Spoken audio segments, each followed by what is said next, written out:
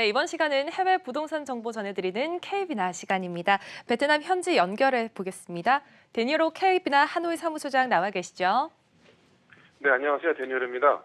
네, 안녕하세요. 올 1분기 하노이 부동산의 회복세로 전환했다는 소식이 들려오고 있는데요. 이 주택 시장에서는 특히 중저가 아파트로 투자자들이 몰린다는 소식도 있습니다. 자세한 내용 좀 전해주시죠.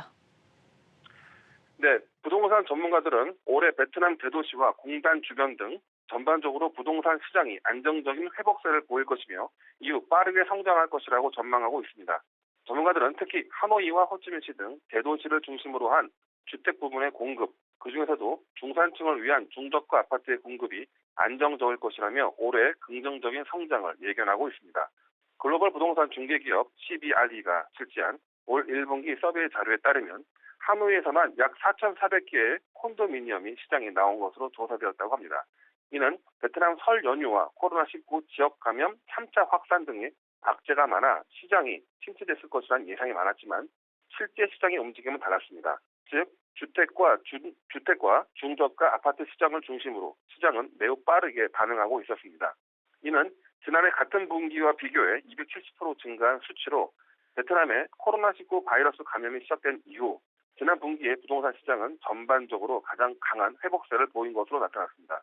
또한 이 기간 동안 하노이시 아파트 평균 분양가는 전년 동기비 7% 상승해 제곱미터당 1,461달러로 조사됐습니다. 이번 조사를 맡은 CBRE의 연구원들은 올 1분기 신규 분양된 주요 아파트 매매 시장에서 고급 아파트 분양가는 9%, 저가 아파트는 5% 상승했다고 밝히며 특히 일부 지역의 경우 확실한 개발 계획이 있는 곳들은 지난해 대비 최고 9% 상승했다고 말했습니다. 이 부장들은 이어 하지만 지난해 하반기부터 하노이시와 호치민시 아파트 시장은 선호 매물의 성향이 달라지고 있는데 하노이시의 경우 중저가 아파트가 분양 시장의 80%를 차지하며 투자자들이 몰린 반면 호치민시는 이 비율이 41%에 불과했다며 도시에 따라 선호도가 차이남을 설명했습니다. 이어 베트남 하노이의 젖줄인 홍강, 인근 지역에 대한 도시계획 사업 초안이 발표된 이후 이 일대의 부동산 가격이 급등했다는 소식입니다.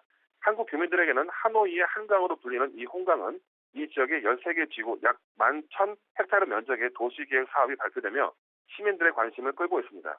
이 도시계획은 프로젝트당 수십 개의 다리가 홍강을 가로지르며 주변의 여러 시민공원과 문화, 관광, 서비스, 엔터테인먼트 사업, 현대생태 도시 기획들도 홍강 양쪽 주변으로 건설될 예정이라고 합니다. 베트남 현지 매체들은 이번 발표 후 이 지역 부동산 가격이 오르고 거래도 급격하게 증가했다고 보도했습니다. 베트남은 코로나19 3차 확산 이후 지역 감염이 일어나지 않은 지 약 45일가량 됐습니다.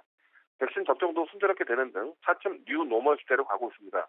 베트남 당국은 오는 7월부터 9월까지 백신 여권 사용자들에 대한 격리 조건도 대폭 줄이려는 움직임도 있습니다.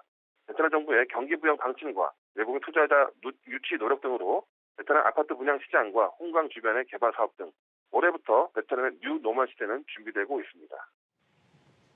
네, 말씀 감사합니다. 지금까지 데니어로 K비나 하노이 사무소장이었습니다.